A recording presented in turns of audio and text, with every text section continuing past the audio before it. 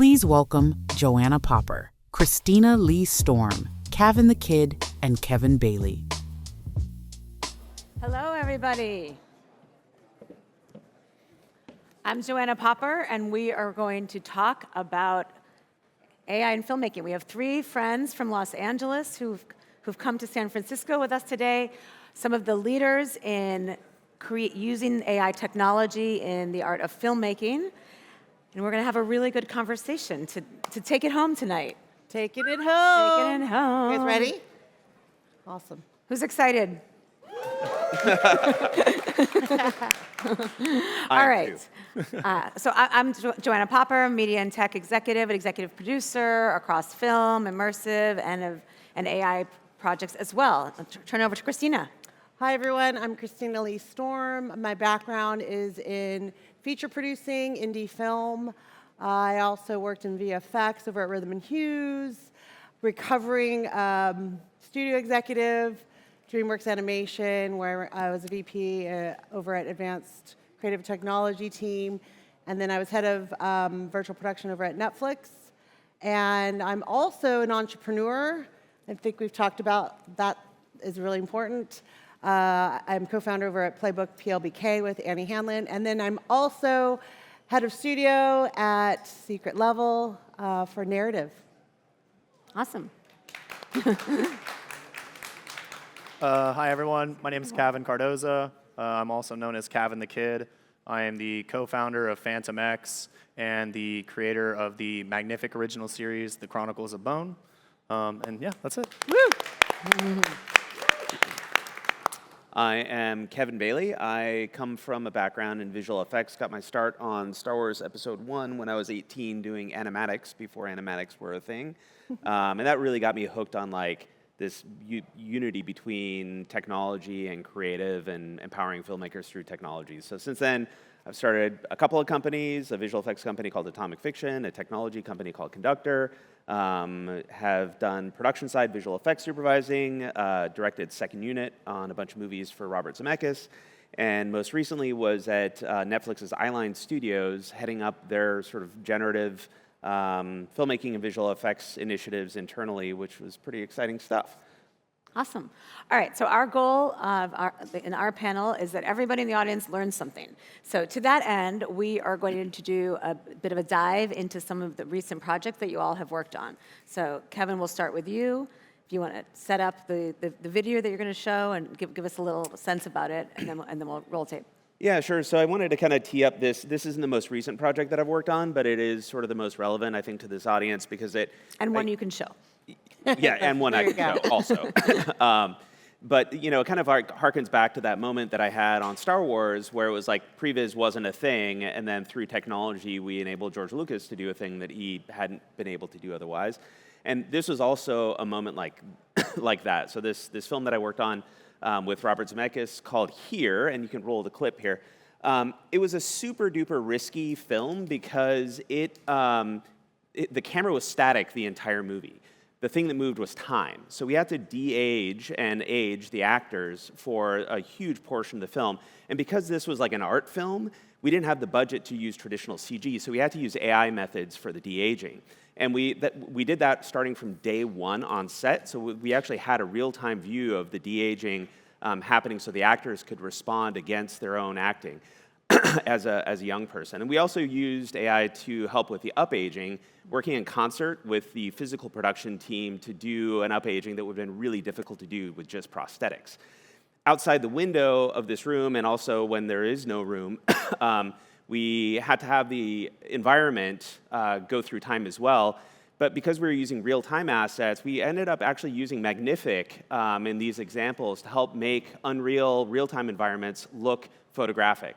So the whole thing was like a huge collaboration between the physical teams, VFX, and AI teams, and actually helped me get physically like hands-on with the creative process as well. And also because I was directing second unit for Zemeckis, that's all about getting into the director's head. I think it's important to note that like the speed at which I could get from like 0% to 90% with some of the creative content really helped me stay in sync with the director as his second unit director. So it was an amazing experience.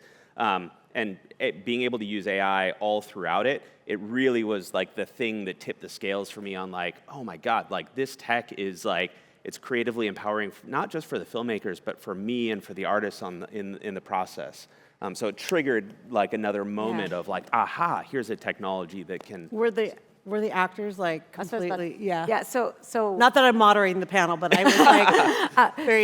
So a couple of really interesting things about this. So and I worked on with Metaphysic, which was part of the they're the CAA ones that time. did the face swap stuff. So at the time I was at CAA, and we were partners with them. And so you guys started working on this, I think, before most of the LLMs were publicly announced. So it was a very different time. And you also were able to bring stars like Tom Hanks, Robin Wright, and others into this process. Talk to us a bit about how they felt, especially seeing those versions of themselves on set, and was there, what was the conversation with the talent to get them involved in the technology and get it on board? Yeah, so luckily, I mean, Robert Zemeckis is like a very, he's no stranger to using technology in his movies. So he's pretty attuned to like how, other creatives, including actors, are going to respond to this stuff. And so he was very insistent, and I think this is important to do this from the top, is like involve Tom Hanks and Robin Wright and Kelly Riley and Paul Bettany in the process from day one. So I actually was able to sit down with these actors and kind of do informal interviews, and then we ran test face swaps on them a few weeks later after we trained the models, brought them back into a room and showed them these tests, and it was remarkable. They all had different reactions. Like Paul Bettany was like, "Oh, the de-aged version of me looks more real than me," because that's how I that's how I remember myself in my head. Tom Hanks was just like over the moon, and then I got a call from his agent the next day talking about like, "Oh, how do we make sure that this data is protected?" Right? Yeah. So it was a different thought process there. And Robin Wright, she actually like cried in the room, and and when I was like, "Oh, you okay?" Because I'm like, "Oh my God, I made Robin cry. Maybe she hates this." She was like, "No. It's just like I've been thinking about how to bring this sort of youthful innocence back to my performance, and you've helped me do that through this technology." So that was really touching to her. So it is, I think, as with a lot of this technology, it's just like. At its core, it wants to be there to tell stories and make us feel a thing. And so being able to see how the actors reacted was like was a really remarkable instance of that. Yeah. It's also really ironic, especially with Robin, because she was in a film about 10 years or 14 years earlier just about this exact topic. So it was very meta, I'm sure, for her as well, about where the actor sort of aged out and they ended up using it in a synthetic form for her. Yeah, and also for somebody like her, she is like one of the most switched on people that I've ever met, because she's also directing as well. Yeah. And so she's looking at these technologies not just as a performer, but also like, how do we wield these tools? So it was really, really cool to see her actually offer up creative solutions on set to problems that we were kind of grappling with, and really understanding the technology. She's remarkable. Yeah. All right, thank you. Yeah. All right, let's turn to Christina. Hello. Chat with us a bit about some of the projects that Secret Level is working on. Yeah, so my background is, early days, post-CAA when I was working there. I was working in creative development. So Secret Level has two divisions, I guess you could say. The brand side, which is brands, advertising, commercials, music videos, and then the side, which is narrative, where I'm head of studio, and that's basically anything that's story. So there's three areas that we cover: originals, Secret Level originals, co-productions, and project-based. And so for me, what I like to do is basically, from development to packaging, production, all the way to delivery and distribution on these on our either our originals or our co-productions. So. What's exciting is on our co-productions, a lot of times you might see stuff that we might drop. All of those things are done in a way of testing. So we're either testing out technology, testing out new things with the story. We're maybe testing out audience engagement, testing out worlds, and pushing models. So that's kind of neat, the R&D piece of it. It's not just us dropping, hey, I did a short, but it's really kind of figuring out things. So each one that you see up on our website is really pushing those things. So I'm going to show a clip called Ashwick. This was written and directed by Jason Zada, who's our founder of Secret Level and Chief Creative Officer. And what's really interesting about Ashwick is that it's really the concept of world building. So here's a world that we created. Here's a character that is really compelling and that you're engaged and wanting to dig in. And so some of the testing that we're going to be continuing to do is in terms of audience engagement through, thanks to you, Wild Worlds, we're looking at how can our audiences really engage much more in the sense of the world of Ashwick. And so I'll go ahead and show this, and then I'll talk a little bit more. Great. You can roll the clip. There's a town in Massachusetts that most people drive right past. Old houses, old families, old ways of doing things. It's the kind of place that gets under your skin, whether you want it to or not. My daughter was born here, and she doesn't know it yet, but this town knows her. Hey, Dad. What? Nothing. There are people in Ashwick who have been here a very long time, who have been waiting a very long time.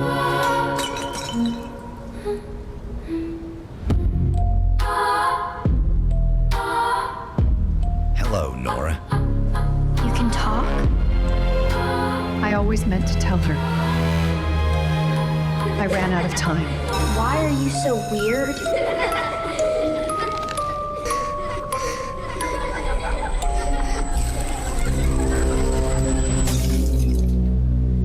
But I left her everything she needs.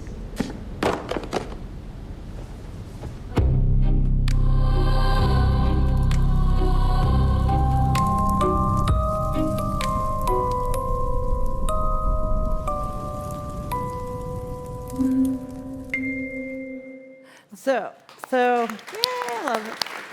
I really love that story. When Jason, he was like, "Hey, I'm working on this thing." That's the best thing I could hear, and the best part of working at Secret Level was he's gonna say, "Hey, I got this thing I want to show you," and I was like, "I love the world. I love the character. I want to know more," and that's where we can really start to unpack and grow.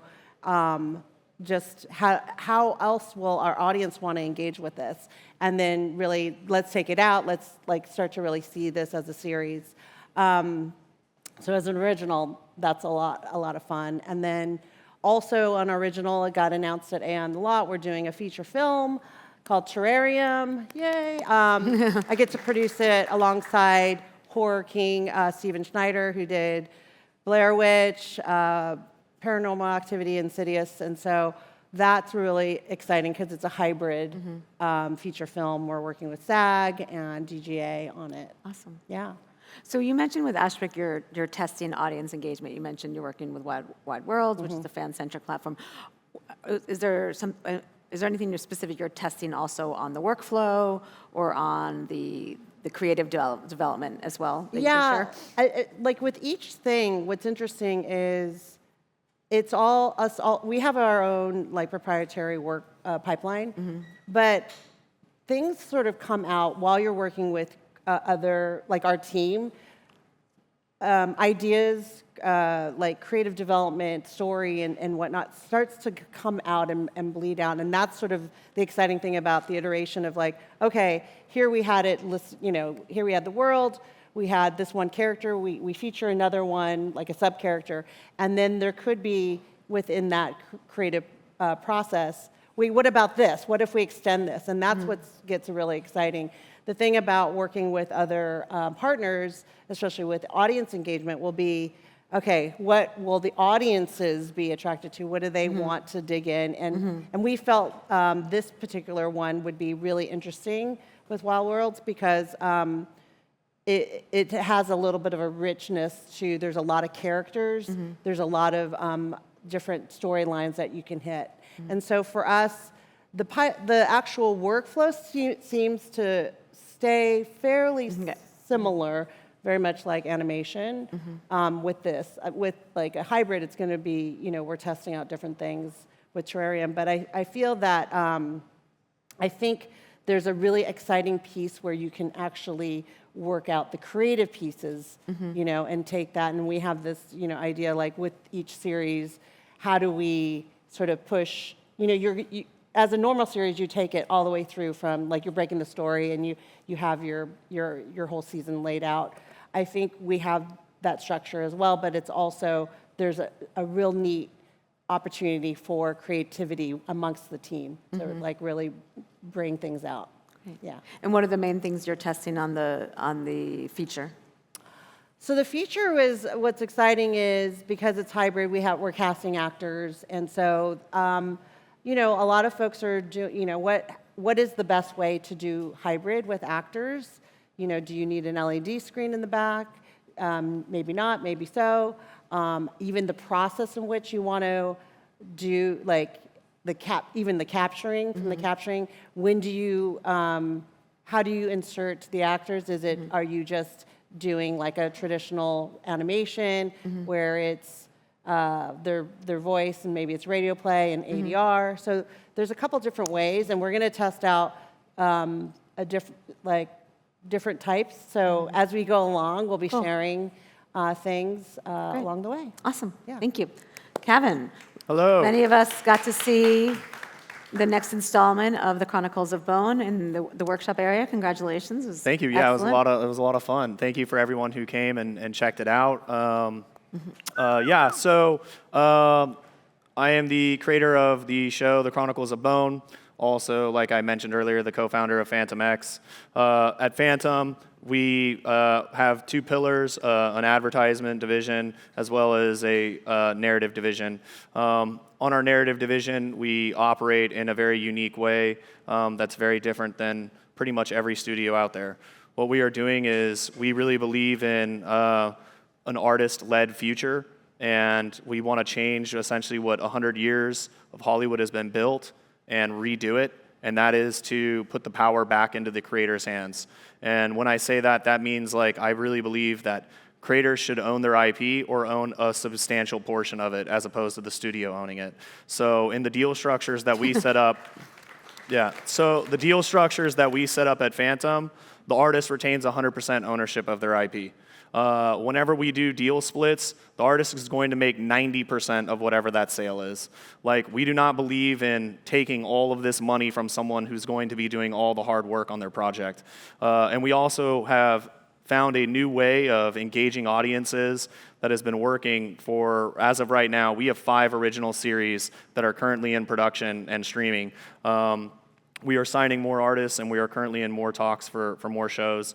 But then, I do have a quick clip. This is a trailer from one of our shows, the show that I do, which is called The Chronicles of Bone. For over 5 centuries, the Mordanes have ruled the realms of man. But now, the winds are changing. The players are in motion. And the stakes have never been higher.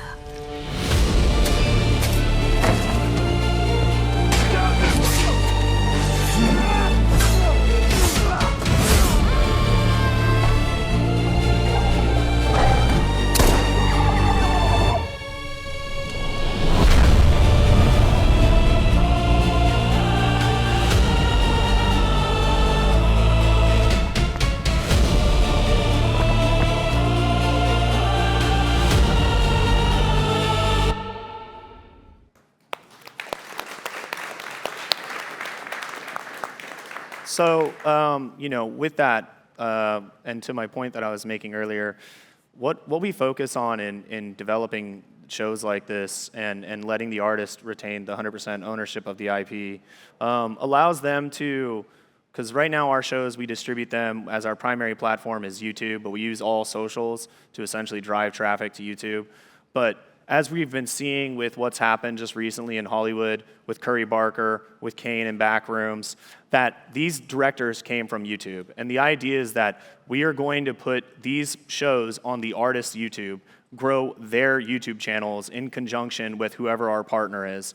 And when we do this, it allows them to not only grow their platform and their voice, but then puts them in a position that when studios are looking to adapt projects, we have already built an existing fan base and an existing IP. Like, we're removing the risk from the studios, so now they can already have a pre-baked in fan base by taking an IP. And this still then falls down to if the artist wants to sell their show to a major studio or if they want to keep it. But again, the main thing is, even when we start doing deals with the majors, we're very much fighting for having a retention of ownership in this IP so that when people go forward, like if they make the next Star Wars, they own it. And that's really important to us. Cool. And so right now, the clip that you shared, that was funded by Magnific, which is great. Yeah. And so you have technology partners, you have brand partners today that are helping drive the funding for your content, but retaining the ownership with the talent. 100%, yeah. Mm-hmm. So like the idea is that, in all the deal structures that we set up right now, like with mine, like my partner with Magnific, which is truly the best partner. We have a partnership. Yeah, Magnific is incredible. Our other shows are partnered with InVideo. They're also incredible. Like we're so thankful to our partners and everyone because when I first presented this to Magnific, they believed in the vision, and so now it's growing, and we're seeing that now also outside of just AI platforms, but brands, looking to develop original series as well, and all of this stuff is coming in like in a state where you might hear a lot that AI is hurting Hollywood or ruining Hollywood. It's not. Hollywood did that to themselves by doing bad stories and trying to make as much content as they possibly can. And that might also be attributed to the streaming services, which, I love the streaming services, but like when you're just trying to fill a content quota, you're not gonna have the results that you want. What I believe AI does is actually puts people who write incredible original stories and gives them the tools to develop them. And now you're seeing that. You're seeing voices from all across the world emerge, and we're seeing stories that feel fresh, original, and unique. And it's something because it's not built off of an algorithm, which is funny because AI is built off an algorithm, but the human element, the writer, the creator, the storyteller is not. Talk a bit about your audience on YouTube. The relationship that the storytellers have with the audience, and how you grow the audience, and what you know about the audience that comes and engages with the content that your team's creating. Yeah, so like, something that I've seen, and it's been happening across all of our projects is, and you'll see this no different, especially when you're using a platform like YouTube, is consistency. So as long as you're consistent, and then on the storyteller side, write a good story. So before you get started generating and all that stuff, take as long as you want, 6 months, a year, however long it takes you, but write that story and make sure it's fully fleshed out. If someone ever has a question about any part of your story, have an answer for it. If you don't, keep writing. But outside of that, like what we've seen in our shows, like when we launched, most of us had like relatively small YouTube followings. And then once we started our shows and we did consistency, we saw every episode massive growth start happening and people coming in and following and getting attached to the storylines. And, those are the elements that we've seen, work so far. The 3 shows that we currently have out: my show, Mike J. Mitch's show, The Sage, and Sav's show, Exile Protocol. And then we're launching 2 more shows at the end of this month: Rafa the Artist's show, Metamorphosis, and A's Alter's show, Red Rainbow. And their shows have already, like Rafa's been promoting his show already, and then A's has built out Red Rainbow for the last 3 years. If any of you are familiar with A's Alter, he's an incredible AI artist as well. But yeah, it's the consistency and having a good story that people can get attached to. Because when you look at YouTube, what are some of the biggest channels? Are like podcast channels, all of these different, podcasts. Like for instance, my wife and I, we watch true crime channels, but it's the consistency of these people and doing good storytelling or good like quality work that ends up making you want to subscribe. Before I would just do like one-off films and I'd put those on YouTube and they would have good interactions and do well, but on that subscriber side, it would be pretty minimal because once they've seen it, there's essentially for them like, what's the reason to come back? And so what I've seen from like doing original series specifically is that there now gives a reason for the audience member to come back, and so that's where we've had so much success there. Cool. Yeah, I mean, it's very much like any kind of storytelling where, we watch so much TV because of being on the Television Academy. You're on the executive committee, and me as a governor. But I feel like it's basic where it's like I want to be connected to a character, a world. What is that going to be like, and why will my audience want to come back to see the series? Absolutely. Yeah. So we were all at AI in the Lot last week. Probably a lot of people here were as well. There were a lot of announcements. Every week in Hollywood, I feel like there's a lot of announcements. We saw Martin Scorsese is now using AI for storyboarding with Blacklight, isn't it? No, Blacklight's our friend who's in the audience, but Black Forest. Black Forest, yeah. But shout out to Blacklight if he's still here. And we saw announcements from Amazon. We saw, there's a lot, and every announcement feels like steps forward, steps back, steps forward, steps back. Talk a bit about how you use, and the reason I bring this up is because we're here in San Francisco. Quite a few people here have asked me about how does Hollywood or how do people in film and television see AI? And since we're here on the stage, people from LA that work deep in the industry, I would love to get your thoughts on that perspective, where it is today, where it's going, and how those of us working at the intersection of innovation and technology can help bridge the gaps. Kevin, you want to kick it off? Yeah, I mean, I feel like a lot of the backlash comes in situations where it's like the story or the announcement is like led by the technology, whereas if they just led with like, hey, we're doing some cool stuff, and the technology is more of like a, it could be a talking point once it releases or whatever, then that's inspiring. Like, people watch this stuff not because of the tech that was used, and I say this as a tech nerd. Like, when I saw Jurassic Park when I was 13 years old or whatever it was like, yeah, I was excited about the technology, but I was wowed by the story. And so I think that, like, Hollywood probably needs to do a little bit more talking about what they've done rather than what they're gonna do. Yeah. And then I think that and also talk a little bit more about like what doesn't work, like what can't we do with these tools at a certain scale or whatever, because that's all they are, is like tools in service of storytelling. And by talking more about what has been done and what doesn't work, if people are interested in the tools, I think that is the thing that builds trust. And then people can just like watch awesome stories like Kavan's and just enjoy it. I totally agree, and I think that the use cases are super important. I think also coming from like an independent film background, it's always like two things are happening. Either it's like, how do we get more up on the screen, right, with the limited budget that we have, or you're shooting and you have like whatever amount of setups left to do and only 4 hours to go, and like, how are we gonna do it? And that kind of mindset, which everyone in this room has, is like, how do we get that up on screen? But now I feel like, especially like with Terrarium, it's like we're gonna be able to build out a world where it'd be very, very difficult to go and shoot that on location, even it being a genre horror film. It's like, how are we gonna extend that out even more so? Things that a lot of folks lean on, like, is it a visual effects then? But it really is about the production value and allowing for the filmmaker, and with Terrarium, with Jason writing and directing, it's like his vision to like, how do we extend that even more? I think that's so important. Yeah, or some other great examples that are House of David or Moses or what's coming with Satoshi, right? Those are that just wouldn't be possible with the budgets that are allocated to them. Like a good example is that when I was at Eyeline, we did a few shots for this amazing Argentinian series called The Entronaut, and we used generative AI to do the shots, and we put it out on service, and it was out there for 2 months. Nobody noticed. They just thought it was good visual effects. And then once we kind of announced it, everybody was like, wow, that was cool, right? So I think people get pissed if you like use this technology to take shitty things that wouldn't have been made otherwise and make them. But if you use this technology to make great things that wouldn't have been made otherwise, then we'll be in a good place, and nobody's going to care. Yeah. Awesome. Our panel's coming to an end in a few minutes. went very fast.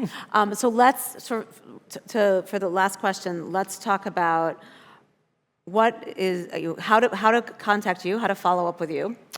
What's something that you would want people to follow up with you about? Whether it's your team is hiring, you're looking for partners, you're looking for storytellers, and what is one big learning that you've had over the last couple of years working in this that you'd want to share with everybody? Let's start with you, Christina. Oh, gosh. Okay. You can reach me on LinkedIn. You could also follow me on Insta. I'm Lee Storm now. We're always hiring over at Secret Level. We're always looking for really great artists, technologists, creatives, creative directors. So you can reach me there at narrative@secretlevel.co. And yeah, what's exciting about some of the work we've been doing is also the originals are coming from in-house, but it's an invitation out-house, who has projects that are really, really interesting, and that's where the co-productions are exciting for us. Something that you've learned. Oh my gosh, learned so many things. I think a little bit is obvious that what I learned is, a lot of people, we've been a part of emerging tech for 10 plus years or whatever, I guess ever since I worked at Rhythm & Hughes, but I feel like the technology is always going to progress and innovate, and I think the number one thing, which is, I knew this already, but it's relearning, it's all about collaboration, us being here together, connecting, and the brain trust of people is so important. And I think that's, as we're sort of stepping through something new, we can lean on each other and we can help each other. And I think that's what makes this dynamic. Awesome. Thank you. Kavan. So we're, if you got an amazing story or, an incredible story to tell, definitely reach out to us, as well as, on our ads division. If you love making ads and commercials and doing things like that, you can reach out to us. The best way to do it is just head to our website, phantomx.ai. It's real easy. You just go there, and then there's a contact page. If you want to follow me, I'm the same social across the board at Kavan the Kid. And then lastly, the thing that I learned, and I think it's something that myself and my fellow co-founders, Mike and Sav, would agree to, is that the entire time of this entire process, everyone has told us that the way we're doing it won't succeed, and it's worked. So no matter what people tell you, and even if it's untraditional, if you have a real method behind it and a willingness to try new things and take different approaches, go for it. Awesome. Thanks. Yeah, AKA F the haters, right? For me, I'm diving into developing my own material, and so the help that I'm going to need from you guys in the future is to help me make my next movie, whatever that ends up being. So there will be some announcements coming out, hopefully here in the next month and a half about that. So I'm pretty excited about that. The thing that I have learned is that there's two very quick things. One is that I think every time in my career that I've strayed away from that mission of using technology to drive story, if I've started going to technology for technology's sake or technology for money's sake, I've always ended up being very at my core unhappy. And so I always come back to using technology for storytelling. It makes me happy, and I learn that again and again and again, and that's no different now. And then the other thing is, my mentor and longtime collaborator, Bob Zemeckis, I think he said it really well, where we were talking about AI, and he was just look, man, this is a great opportunity to take what has become a product in Hollywood and actually make it more like art again. And I thought that was that really sunk in with me as something that was beautiful, and I look forward to carrying with me. Awesome. And how can people contact you? What? How can people contact you? Oh, LinkedIn is probably the best way. I may take a week to respond, but it's better. Nick talked about 2 weeks earlier, so yeah, maybe 3 weeks. Yeah. All right, now I'm at Joanna Popper on all the different platforms. Let's go out and make some art. Let's do it. Thank you.